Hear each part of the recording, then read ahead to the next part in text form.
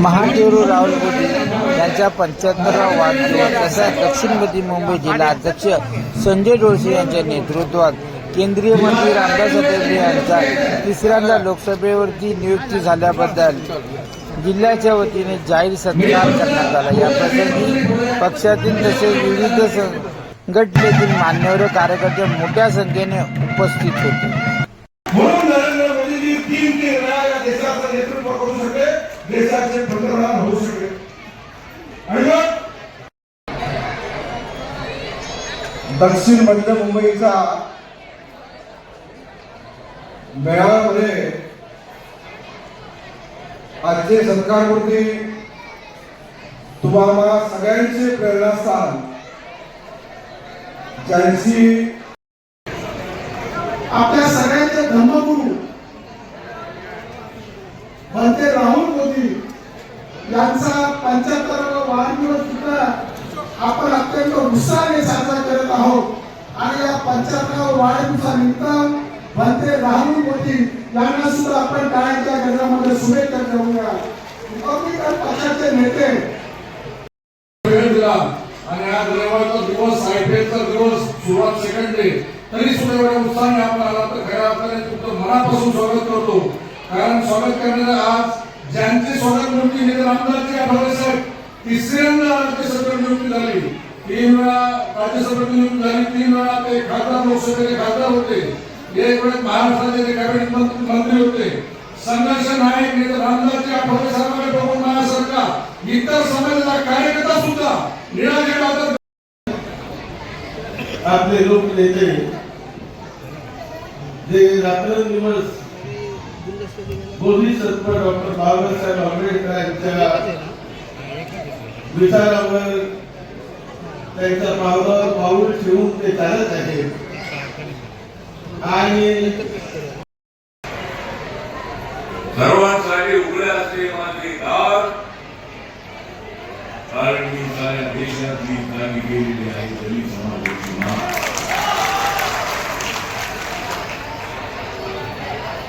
सरकारामध्ये मला इंटरेस्ट नाही, कार्यकर्त्यांना आग्रह होता आणि आपला उत्साह आहे। मला दुसऱ्यांदा राज्यसभेवर जाण्याची संधी मिळाली। त्याच्यावर 3 वेळेला मी लोकसभेमध्ये कोण आलो, महाराष्ट्राच्या मंत्रिमंडळामध्ये 5 वर्ष समाज कल्याण अनंतपूर आणि इतर खात्याचं मंत्री म्हणून म्हणा मी कोणाला मागायला गेलो नाही। असलो पाहिजे। सत्ता मानवी समाजामध्ये मोठी महत्त्वाची शक्ती असते, ती अनेक माणसाच्या सुख शांतीसाठी कार्यरत असते। आणि म्हणून आपल्या बाबासाहेबांच्या आंबेडकरी समाजाचा एक खंबीर नेता म्हणून आज आठवले साहेबांची ओळख आहे। ते तळागाळात जातात, फिरतात, लोकांमध्ये जातात, आपल्या कार्यकर्त्यांच्या आणि लोकांच्या सुखदुःखामध्ये ते सहभागी होत असतात। आपले कार्यकर्ते सांभाळणे, त्यांच्याशी मैत्रिणी वागणे हा फार चांगला सद्गुण त्यांच्यामध्ये आहे। त्याचप्रमाणे धम्म जो बाबासाहेबांनी आपणास दिला त्या धम्माचा सन्मान आपण केला पाहिजे। आपण धम्मगुरूचा सन्मान केला पाहिजे। हे खरोखर माणसाचं एक मोठं आद्य कर्तव्य आहे की जो माणूस आहे तो कुठल्या ना कुठल्या धम्माशी जुडलेला असतो, त्यांना आस्था असते।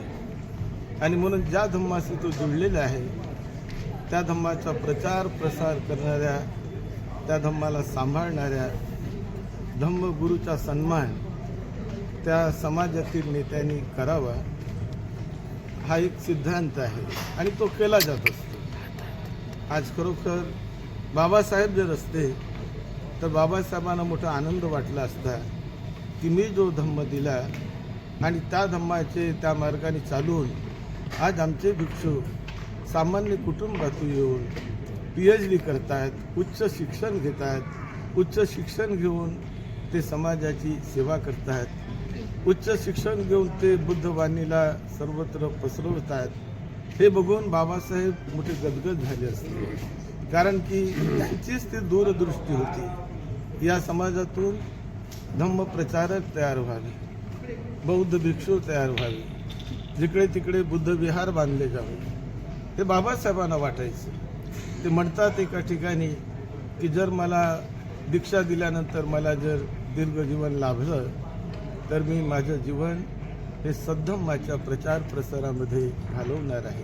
हे बाबासाहेबांचं वचन आहे. आणि आज जेव्हा त्यांच्या वचनाचं पालन करून आम्ही जे करतो, आज मी डॉक्टर राहुल बोधे म्हणून जे काही कार्य करीत आहे ते बाबासाहेबांमुळेच हा धम्म आपल्याला मिळाला. आमच्या आईवडिलांना 3 वेळा लोकसभा आणि 3री वेळ राज्यसभा हे फार नशिबालाच भेटत असतं. अशा संघर्ष नायक नेत्याचा सत्कार करण्याची संधी माझ्यासारख्या छोट्याशा कार्यकर्त्याला भेटली, हे माझं भाग्य मी समजतो. आणि आज मोठा सत्कार झाला त्यांच्या. आणि RPIचे कार्यकर्त्यांसाठी त्यांनी पण मागणी केली की मला वेळोवेळी संधी मिळते, पण कार्यकर्ते त्यांच्यासाठी संधी मिळत नाही, त्याच्यासाठी आपण मागणी करावं लागणार आहे पक्षासाठी. कुठलीही गोष्ट संघर्षातूनच भेटते हे नेते रामदासजी आठवले साहेबांनी आपल्याला शिकवलेलं आहे. माझ्यासारखा कार्यकर्तासुद्धा नेते रामदासजी आठवले साहेब यांचा संघर्ष बघून कार्यकर्ता म्हणून निर्माण झालो. आणि आज माझ्यासारख्या इतर समाजाच्या व्यक्तीलासुद्धा नेते रामदासजी आठवले साहेब यांनी दक्षिण मध्य मुंबई जिल्ह्याचा जिल्हाध्यक्ष बनवलं. म्हणजे नेते रामदासजी आठवले साहेब यांच्याकडे सर्व धर्म समभाव आणि कार्यकर्त्यांना घेऊन चालण्याची तयारी आठवले साहेबांची असते. तर आपण त्यांच्याकडून शिकण्यासारखं आहे. आठवले साहेबांना नेहमी मिळतं, आपण जर ग्राउंडवरती चांगल्या प्रकारे जर काम केलं तर आपल्याला सुद्धा मिळू शकतो. नेते रामदासजी आठवले साहेब स्वतः ग्राउंडवरूनच तयार झाले. तर आपण आठवले साहेबांवरून ग्राउंडवर तयार होणं, नगरसेवक असेल, आमदार असेल, खासदार असो, या पदापर्यंत जाण्याची जिद्द ज्याप्रमाणे आठवले साहेबांची होती त्याचप्रमाणे आपण करावी. RPIची सदस्य नोंदणी आता आपल्याकडे दक्षिण मध्य मुंबई सर्व पद तालुकाध्यक्ष, वार्ड अध्यक्ष आपण डिझॉल्व्ह केलेले आहेत. नवीन सभासद नोंदणी चालू आहे. दक्षिण मध्य मुंबईमध्ये चांगल्या प्रकारे सध्या आता सभासद नोंदणीचं कामकाज जोरात चालू आहे आणि लवकरात लवकर 8 ते 15 दिवसामध्ये नवीन नियुक्त्या आम्ही करत आहोत. हिंदी कसं मनात आलं की आठवले साहेबांचा सत्कार करावा आणि भजन साहेबांच्या हां, तसं आता सर्वात सुरुवातीची आमची संकल्पना आम्ही घेतली. आपले राहुल बुद्धीजी भंते यांचे आपण वाढदिवसाचा कार्यक्रम घेतला.